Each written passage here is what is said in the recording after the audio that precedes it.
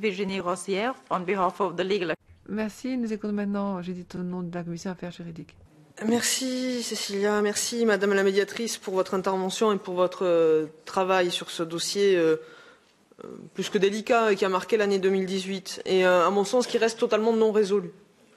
Alors moi je retiens de votre enquête et de vos recommandations effectivement de revoir la procédure de nomination au poste de direction de la Commission.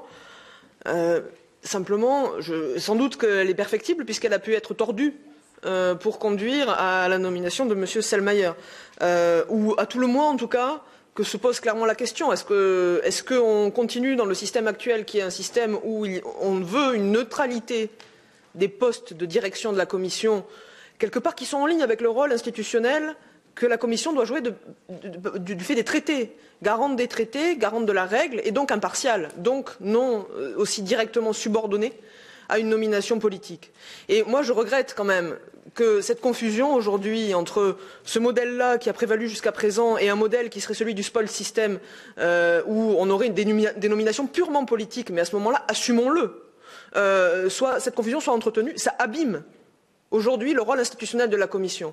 Ayant été moi-même serviteur de l'État, fonctionnaire, agent public, j'ai mal pour les représentants de la Commission qui nous expliquent qu'il n'y a absolument aucun problème et qui défendent leur institution par pure loyauté justement de serviteurs de la chose publique pour défendre une instrumentalisation politique de l'institution qu'eux-mêmes viennent défendre en vertu de cette neutralité et de cette loyauté.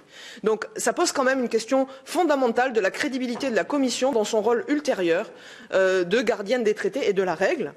Par ailleurs, moi je me pose quand même la question aussi vis-à-vis de nos citoyens.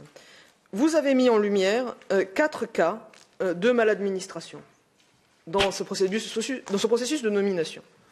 J'entends la Commission qui m'explique que la légalité a été totalement respectée.